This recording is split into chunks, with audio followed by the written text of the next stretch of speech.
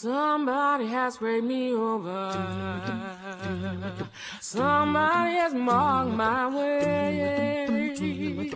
Somebody has sprayed me over. Somebody has marked my way. Somebody has sprayed me over. You can be in situations where you're one of the few blacks and sort of just by a look or an acknowledgement be able to connect with another black person, you know, without language.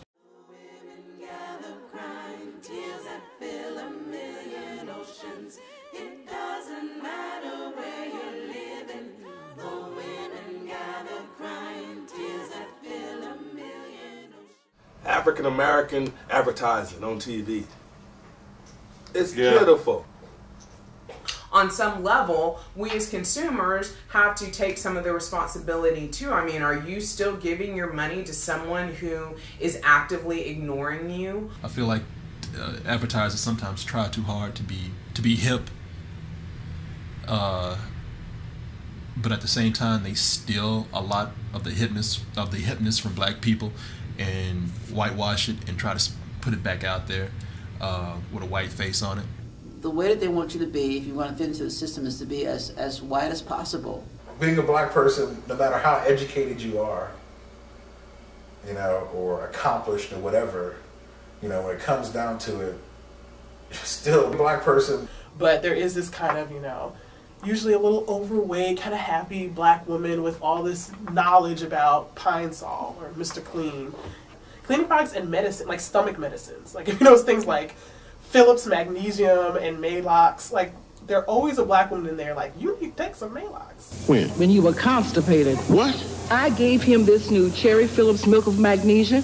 It's a whole new experience. I think it's either Popeyes or Church's, and they show it's a black guy and he's doing flips and dancing around while they show pictures of fried chicken. It's so ridiculous. I mean, it's just like one of those things where it's like when you see something like that, it's just like, seriously? I mean, we have these commercials full of hip-hop music. Everybody don't listen to hip-hop music. I'm 52. You think I like hip-hop? Like, it's not the problem if they show it because it exists, but there's no balance. So everybody else thinks like, oh, well, that's all there is to it. Mm-hmm. There's so many black cultures out there. I'm a hip-hop black culture. I'm a part of that culture. Mm-hmm. Well, I'm the R&B culture. See? She's black. You see somebody, whether you know them or not, the guys have the yo, what's up thing that they do, and we see the women and we say, hey, or your hair looks nice, or oh, you're working that dress.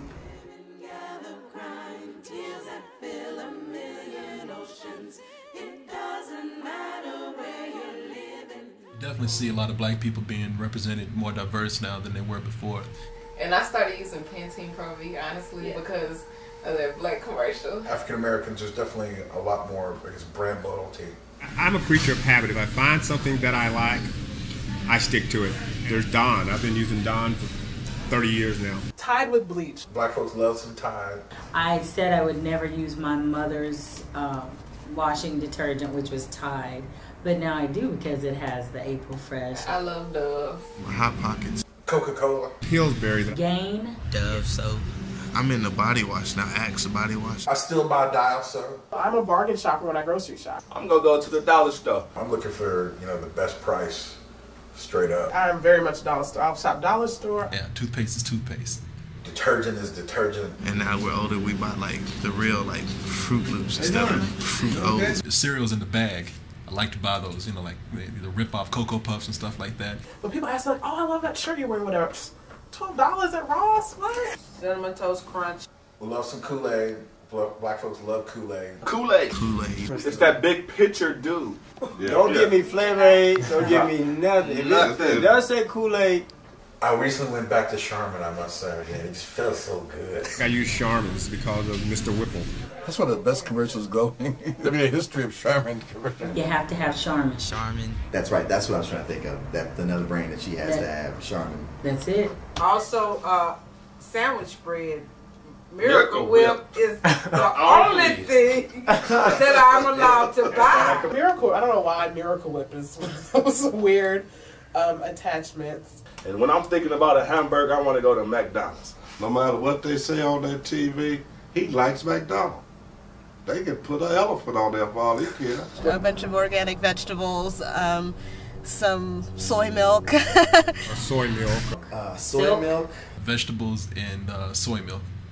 I know that sounds pretentious, but that's that's what's in there, you know. Healthy eating, healthy living. I would love to see more things like that targeted toward African Americans. I took a lot of business trips, and it was always nice to meet other African Americans from other states and sit down and see what we had in common, the struggles we had in common. As I can say hi, I can say, hey man, what's happening? You know, even though I'm very professional, I mean, we can bond.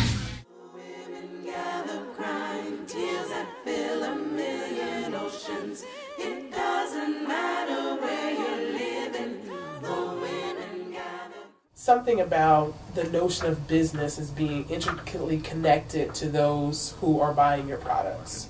If you don't insult the market, people will really appreciate that. They will stick with you. I think you just have to turn over the reins in terms of who's crafting the messages. You know, something powerful in the wrong hands, you know, it's destructive. Right now, we're just now beginning to be comfortable with describing an American as like not this golden blonde white man. And I'll notice I said white man, you know, because American is not even considered to be a woman a lot of times. Is there an African American dream? Yeah, everybody's dream is kind of different. Everybody's American dream is not a White House with picket fences. We hope we can, you know, get the opportunity to get our dreams. But that hope is a tough rope to hold on to. I think it's more about expectations, and I think one expectation is that you'll do better than the generation before you. And I would like to see my kids and grandkids be able to obtain some of the things that me and Keith were not able to obtain. The pursuit of happiness. The pursuit of happiness for African Americans is opening up more, I guess is what I'm saying generally. The history is still being written.